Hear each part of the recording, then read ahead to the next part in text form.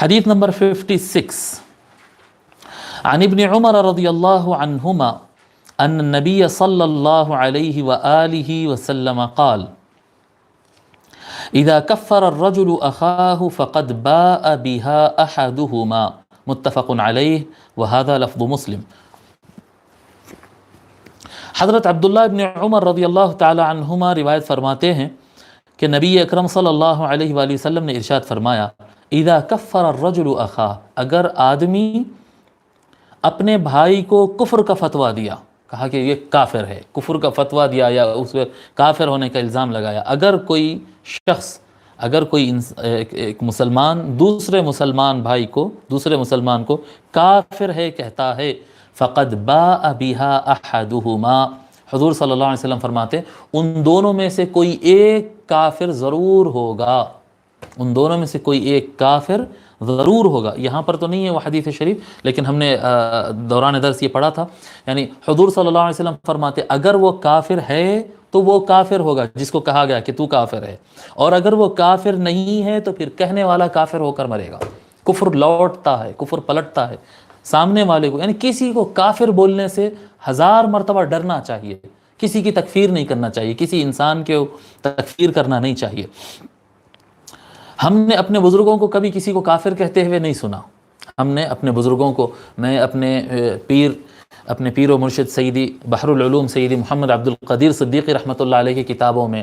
شیخ الاسلام علامہ طاہر القادری صاحب دامت برکاتہم کی کتابوں میں، اور بزرگان دین کی کتابوں میں، بانی جامعہ امام انوار اللہ فاروقی رحمۃ اللہ علیہ کی کتابوں میں، جن بزرگوں کی ہم نے کتاب اللہ والوں کی کتابیں پڑھی، ہم نے تکفیر نہیں دیکھی، وہاں پر تکفیر نہیں کرتے کہ فلاں فرد کافر ہے، فلاں فرد کافر ہے، فلاں جماعت کافر ہے۔ یہ آج کی اس صدی کا یہ بڑا فتنہ ہے،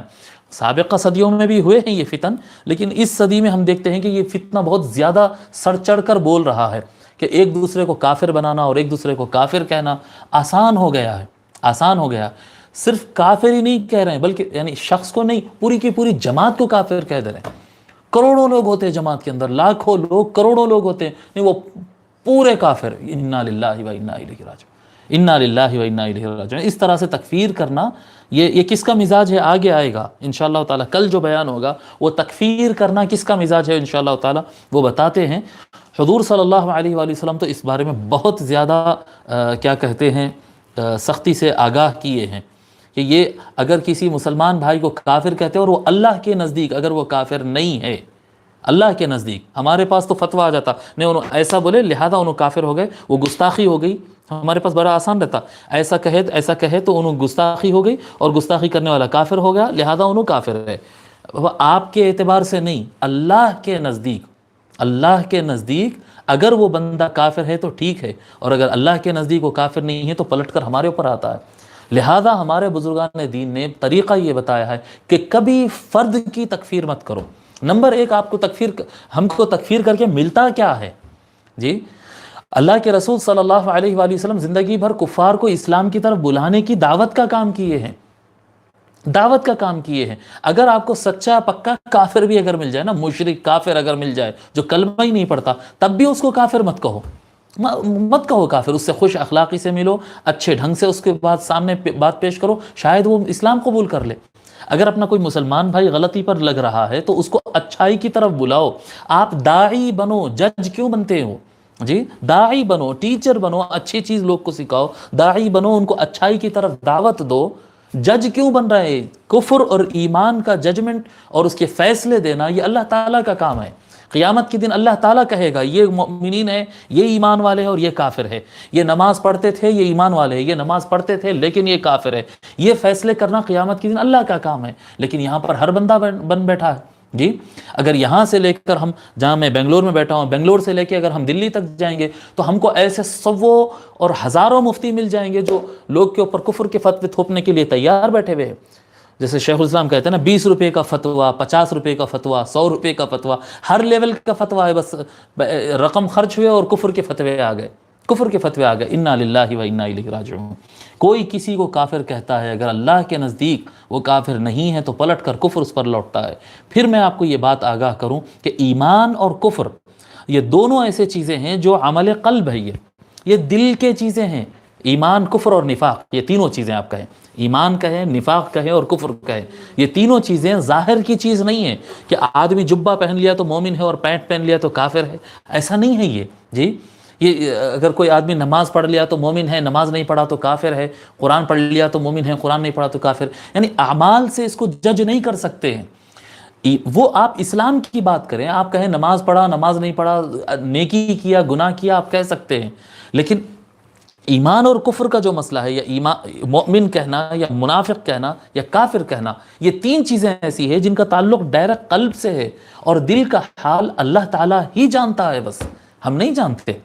حضور اکرم صلی اللہ علیہ وآلہ وسلم سے پوچھا گیا، آگے احادیث شریفہ آئیں گے، جب پوچھا گیا کہ اس کا تو یہ مسئلہ ہے، اس کے دل میں تو یہ ہے، تو حضور صلی اللہ علیہ وسلم فرمایا انی لم اؤمر ان انقب فی قلوب الناس او کما قال علیہ الصلوۃ والسلام، مجھے لوگوں کے دلوں کے اندر کیا ہے وہ کھود کے نکالنے کا حکم نہیں دیا گیا مجھے،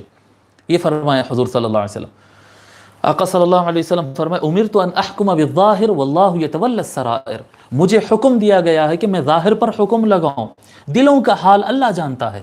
اور کفر، ایمان اور نفاق، یہ تینوں چیزیں دل کے عمل ہے، ظاہر کا عمل نہیں ہے۔ سو اگر کوئی انسان ظاہر میں غلط لگ رہا ہے، اس کی تحقیق غلط لگ رہی ہے، تو آپ کہو کہ وہ آدمی غلط ہے، وہ غلط ہے کہو، منافق یا کافر نہیں کہنا چاہیے، منافق یا کافر نہیں کہنا چاہیے۔ بزرگان دین کس طرح سے بیان کرتے تھے کہ اگر کوئی آدمی سے یعنی غلطی ہو رہی ہے اور اس کا عمل اس لیول کی غلطی ہے، اس کے الفاظ یا اس کا کام، اس کا ایکشن کچھ اس لیول کی غلطی ہے جو کفر تک لے جاتا ہو، تو اس عمل کی طرف منسوخ کر کے کہتے تھے۔ یعنی حضور صلی اللہ علیہ وآلہ وسلم کی شان عالی شان اور آپ کی مبارک شان میں، آپ کی حضور صلی اللہ علیہ وسلم کی شان مبارک میں گستاخی کرنا کفر ہے، اس طرح سے کہتے ہیں، گستاخی کرنا کفر ہے، عمدن قرآن کی بے ادبی کرنا کفر ہے، اس طرح سے۔ آدمی کو نہیں کہتے تھے ایسے تو کافر ہے، نہیں، اگر کوئی کر رہا ہے تو اس کو یہ بولتے تھے کہ یہ عمل میں کفر ہے جی۔ اگر کوئی شخص یہ عمل کرتا ہے تو وہ کیا کہتے ہیں، یہ عمل کفر تک پہنچاتا ہے، تو کفر کے لفظ کو عمل کے ساتھ جوڑتے، ڈائریکٹ شخص کو نہیں کہتے، ڈائریکٹ شخص کو نہیں کہتے، ڈائریکٹ شخص کو کہنے سے احتیاط کرنا، کیونکہ اگر اللہ کے نزدیک وہ نہیں ہے کافر تو پھر وہ پلٹ کے ہمارے اوپر آتا ہے، اس پہ بڑے احتیاط کی ضرورت ہے۔ متفق علیہ، یہ حدیث بھی بخاری اور مسلم شریف دونوں کی ہے، اور یہ الفاظ مسلم شریف کے ہیں۔